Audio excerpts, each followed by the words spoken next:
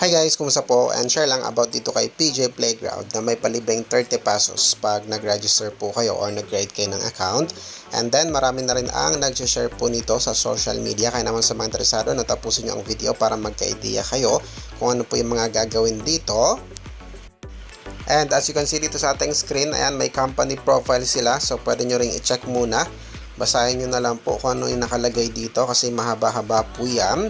And then isa po siyang invest, wait, and earn guys, no? So ibig sabihin is kailangan nyo maglabas ng pera dito kung gusto nyo po siyang subukan. And since maglalabas ng pera, paalala pa rin, no? Invest only what you can afford to lose. And paalala po sa mga bago, sa mga ganito, yung iba tumatagal pa din kumita, yung iba naman nawawala agad, so pwedeng malugi. Kaya pag-isipan nyo muna, okay? And bago kayo makapag-start dito, makikita nyo dito may nakalagay online manager. So ang gawin nyo guys, click nyo po, then didirect po kayo sa Telegram, tapos mag-message muna kayo, and then pag nag-reply po siya, i-add po kayo sa group chat para nakikita nyo kung ano yung meron sa project, then sa kayo mag-decide, okay? Then ayan, so pag magde-deposit na ay eto may nakalagay top up naman, so minimum deposit is 100 pesos. So yung 30 pesos na palibre nila guys, mawi-withdraw nyo to kapag nag-deposit po kayo ng 100 pesos and submit recharge, no? So pwede po kayong mag-recharge using GCash, Maya, and ito yung mga available.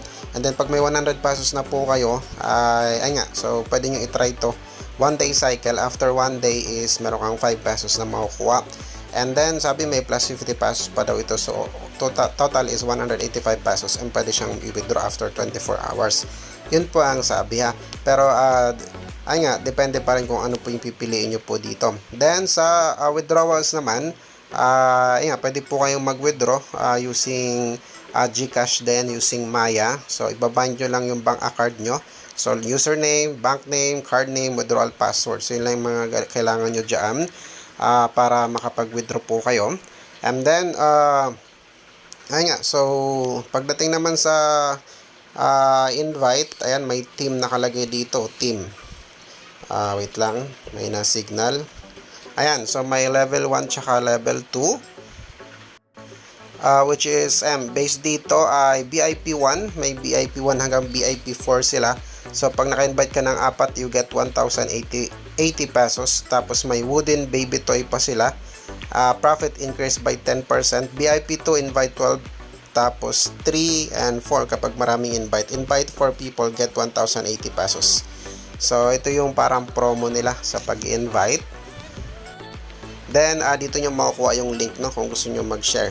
Okay, tapos yung investment details, rent now, tapos GCash withdrawals offering count in the morning, so there's queue for GCash withdrawal.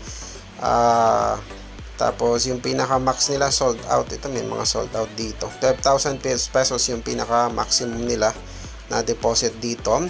And then dito sa help ay ayan, so anyway, basahin nyo na lang yung mga nakalagay din dito. Tapos, yung pag-register, mabilis lang naman. Kailangan lang ng GCash number yung pag-register. And ito yung mga VIP pala. Ayan. Which is yung kanina pinakita ko. Tapos, private message, may points mall sila. So, dito sa points, parang may points kayong makukuha. Yung points balance is, ayan, pwedeng exchange. Ayan. Reward cash of 50 Philippine peso. Required points is 300. So, yung points is pwedeng exchange. Ayan, dito. So, sa points mall nila. Okay, and yung points is makukuha. Depende, no? Dito. May makukuha kang points. Ayan. Invite first level subordinates to get 200 points. Invite second level to get 100 points. So, yung points pala yung makukuha sa invite. Tapos, pwede siyang i-convert dito sa points mall. Ayan, dito siya mawi-withdraw. Mawi-withdraw mo siya syempre pag na-convert mo na siya into peso.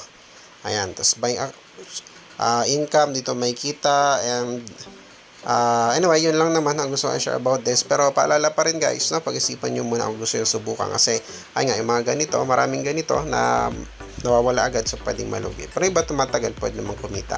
So invest only what you can afford to lose lang talaga sa mga ganito. Okay, yun lang.